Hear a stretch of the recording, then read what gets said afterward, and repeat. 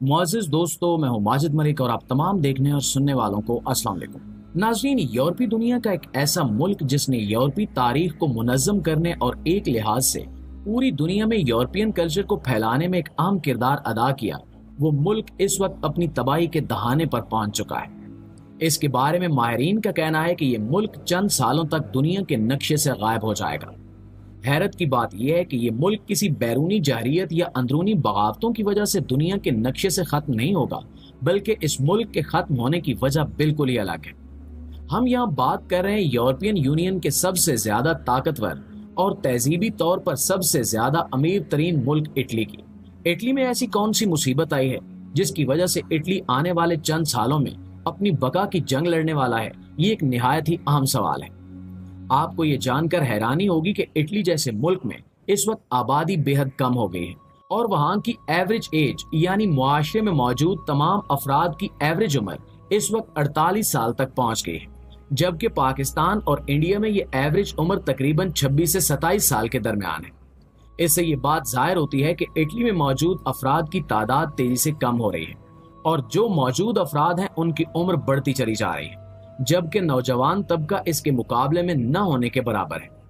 इसकी बड़ी वजह क्या बनी और वो कौन सी पॉलिसीज हैं जो इटली जैसे ताकतवर और दुनिया पर कई साल तक हुक्मरानी करने वाले मुल्क को इस नहज तक ले आई है। इटली वैसे भी ईसाइयों के लिए एक इंतहाई मुतबरक मुल्क का दर्जा रखता है, जैसा कि पूरी दुनिया के मुसलमानों के लिए सऊदी अरब एक मुतबरक और मरकजी मुल्क का दर्जा रखता है।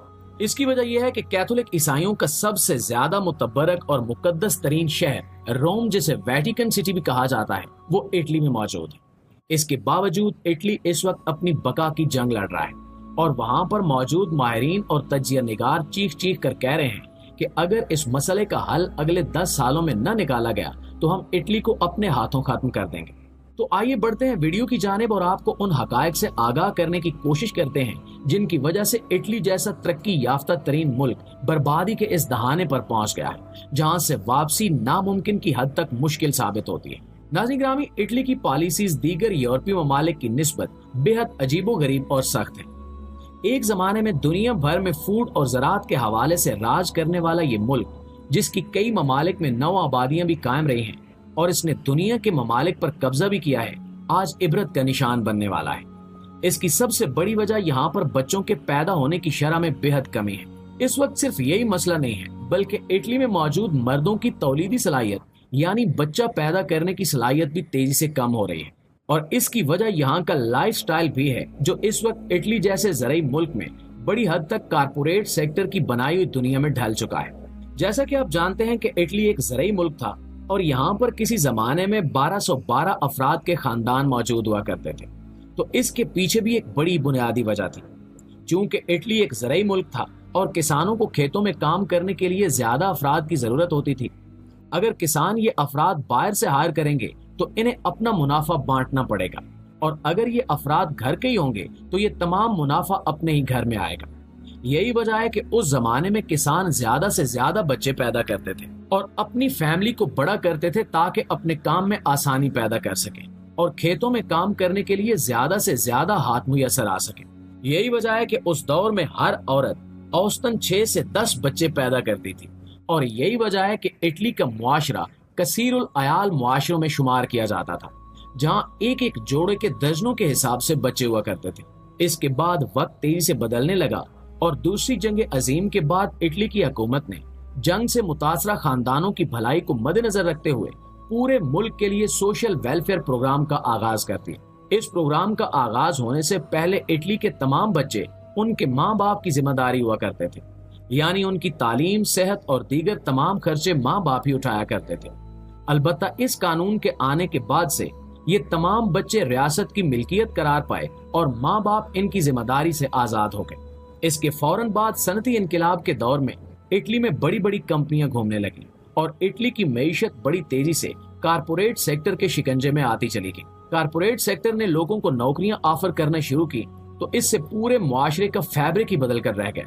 जहां 1210 अफराद मिलकर एक घर का खर्च चलाया करते थे और कमाया करते थे, उतनी ही आमदनी अब 2 लोग ही एक घर में से कारपोरेट जॉब्स की मदद से कमाने लगे।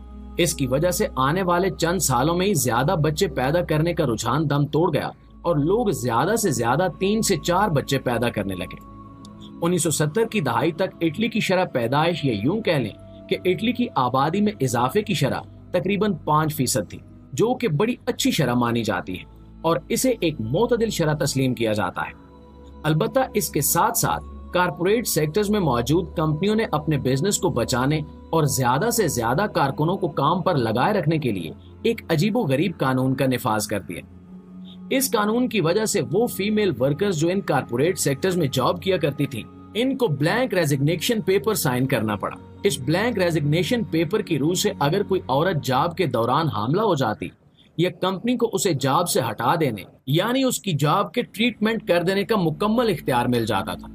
यही वजह है कि अपनी जॉब को बरकरार रखने और मुसलसल कमाने की ख्वाहिश के पीछे खवातीन आहिस्ता आहिस्ता शादी और बच्चे पैदा करने के इंतहाई अहम अमल से जान छुड़ाने लगी और यूं इटली की आबादी में तेजी से कमी वाक़ होने लगी। रही सही कसर जदीद सनती दौर के आगाज में ही इटली ने अपनी बेवकूफाना पॉलिसी से पूरी कर दी। इटली ने दीगर यूरोपीय ममालिक की तरह कोई इस तरह का कानून मुतारिफ नहीं करवाया जिसके जरिए बर्थ नेशनैलिटी फ्राहम की जा सकती हो।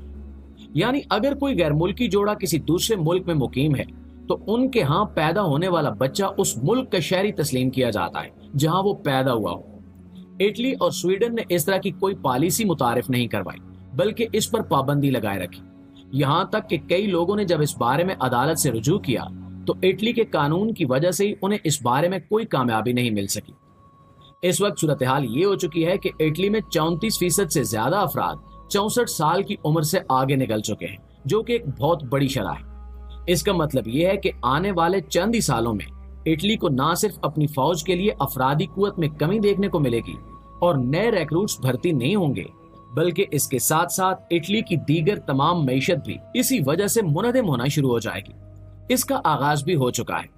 दुनिया में फूड का मशहूर तरीन ब्रांड डोमिनोज, जिसने अपना आगाज इटली से किया था और वो इस वक्त पूरी दुनिया में फैल चुका है, इसने ये पहला कदम उठाया है।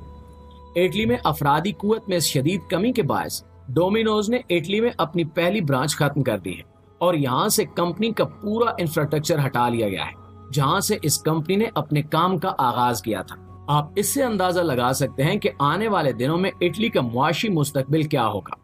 इटली की मौजूदा वज़ीर आज़म ने भी इसी बुनियाद पर वोट हासिल किए हैं कि वो बाहर से काम की तलाश में आने वाले लोगों को किसी भी कीमत नेशनैलिटी फ्राहम नहीं करेंगी। इस मसले की वजह से भी इटली की आबादी तेजी से कम होती चली जा रही है। यहाँ तक कि इटली के वज़ीर सेहत और दीगर पॉलिसी साज इदारे इस बारे में शोर मचा रहे हैं और कह रहे हैं कि अगर हमने इस सिलसिले में कुछ न किया तो आने वाले 5 से 10 साल ही इटली के लिए शदीद तबाहकुन साबित हो सकते हैं। इटली एक एटमी ताकत है और मिलिट्री के लिहाज से भी दुनिया में एक अहम मौजूदगी रखता है। अलबत्ता यही सूरत हाल बरकरार रही तो शायद हम इटली जैसे तरक्की याफ्ता और ताकतवर मुल्क को अपनी आंखों के सामने अपने खात्मे की जानिब बढ़ता हुआ देखेंगे और यहाँ पर मौजूद तमाम की तमाम इमारतें इंसानों के बगैर एक गैर आबाद वीराना बनकर रह जाएंगी।